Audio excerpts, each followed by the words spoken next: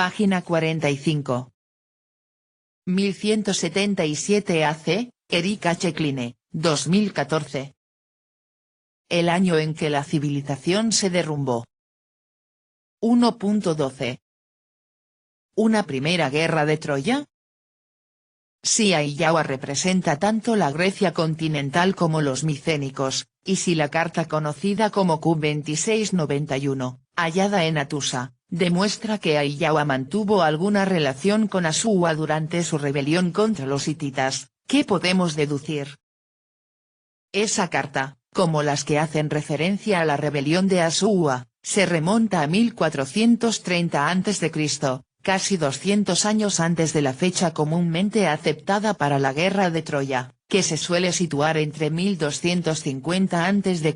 y 1175 a.C. Todos los datos que hemos presentado hasta aquí, incluida la espada micénica con la inscripción en acadio hallada en Atusa, podrían no ser más que una serie de elementos sin vínculo alguno. Sin embargo, también cabe la posibilidad de interpretarlos como indicios de que hubo guerreros de la Edad del Bronce en el Egeo que participaron en la rebelión de Asua contra los hititas.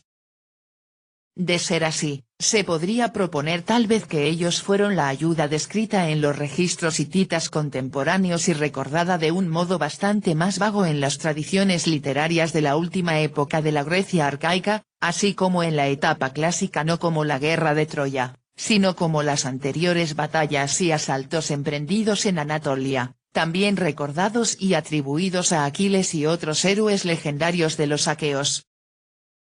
67. Los investigadores admiten ahora que incluso en la Ilíada homérica hay relatos sobre guerreros y sucesos propios de siglos anteriores a un escenario bélico de hacia 1250 a.C.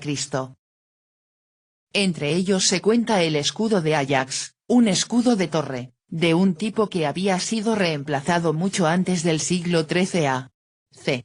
Están también las espadas tachonadas con clavos de plata, Fasganon arguelonos y Fosarguroelon, de diversos héroes, un tipo de arma costosa, que había dejado de usarse mucho antes de la guerra de Troya. Y tenemos la historia de Belerofonte, relatada en el libro 6 de la Ilíada, 6, 178-240, un héroe griego que casi con total seguridad pertenece al periodo anterior a la guerra de Troya. Proteo, rey de Tirinto, mandó a Belerofonte desde su ciudad en la Grecia continental a Licia, en Anatolia. Tras completar 3 tareas y superar numerosos obstáculos adicionales, por fin se le concedió un reino en Anatolia. 68. Por añadidura, la Ilíada cuenta que bastante antes del tiempo de Aquiles, Agamenón, Helena y Héctor, de hecho, en tiempos del padre de Príamo, Laomedonte, el héroe griego Hércules saqueó Troya. Solo necesitó 6 barcos, Ilíada, 5, 638-642. No, aquellos eran cual aseguran que fue el pujante Hércules, mi padre, de audaces propósitos, de ánimo como el león, que en cierta ocasión vino aquí, a Troya, por los caballos de Laomedonte con solo 6 naves y muchos menos hombres y devastó la ciudad de Ilio y vació sus calles. 69. Como he dicho en otro lugar, si tuviéramos que buscar un acontecimiento histórico al que vincular las tradiciones prehoméricas de guerreros aqueos que lucharon en la Anatolia continental, la rebelión de Asua, fechada hacia 1430 a.C., destaca como uno de los más importantes sucesos militares de la Anatolia noroccidental antes de la guerra de Troya y también uno de los pocos sucesos con los que podríamos intentar relacionar a los micénicos, de Aillaua, por la vía de pruebas textuales como la carta hitita Q2691 mencionada más arriba. Cabría preguntarse, por tanto, si este fue el incidente que dio base histórica a los relatos hititas contemporáneos de guerreros o mercenarios micénicos, de Aillaua, luchando en Anatolia, y dio lugar asimismo a los relatos de aventuras militares anteriores a la guerra de Troya por parte de aqueos en la Anatolia continental. 70. Podríamos preguntarnos también si fue esta rebelión inminente, que probablemente Asúa llevaba preparando desde hacía tiempo, la que subyace a los posibles intentos de acercamiento a Tutmosis III, a finales de la década de 1440 y principios de la década de 1430. Observaciones finales. La respetada historiadora del arte Helene Cantor dijo una vez: las pruebas que han pervivido al paso del tiempo no constituyen sino un pequeño fragmento de lo que una vez existió.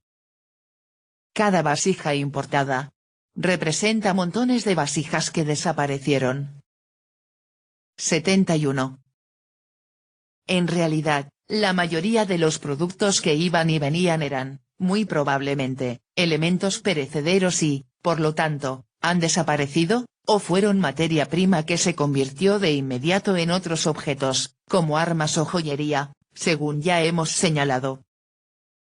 De este modo, parece que debemos entender que, durante la Edad del Bronce, el comercio entre el Egeo, Egipto y el Oriente Próximo se desarrolló a una escala mucho mayor que lo que solemos ver a través de la lente de la excavación arqueológica.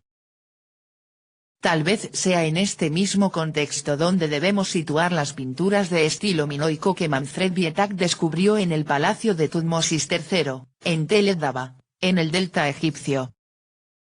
Aunque no tengan que haberse pintado necesariamente por el capricho de una princesa minoica, constituyen pruebas incuestionables de hasta qué punto fluyeron las influencias, el comercio y el contacto internacionales en el antiguo mundo mediterráneo del siglo XV a.C., llegando a destinos y orígenes tan distantes como la Creta minoica.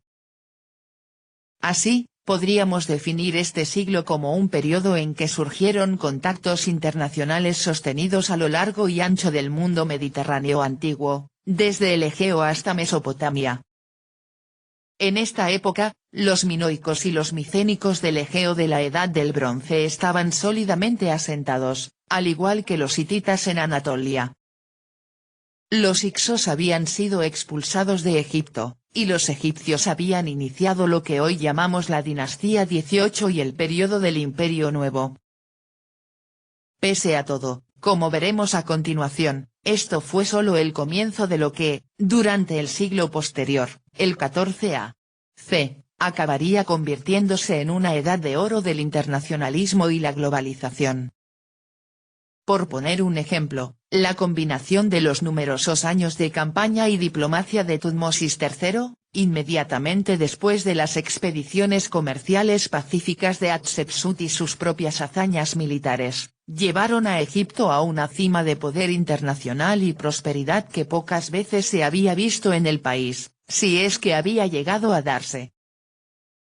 En consecuencia, Egipto se estableció como una de las grandes potencias para el resto de la Edad del Bronce tardía, junto con los hititas, los asirios y los casitas babilonios, además de toda otra serie de actores como los mitanios, minoicos, micénicos y chipriotas, a muchos de los cuales tendremos ocasión de tratar en los próximos capítulos. Fin del capítulo 1. Página 46.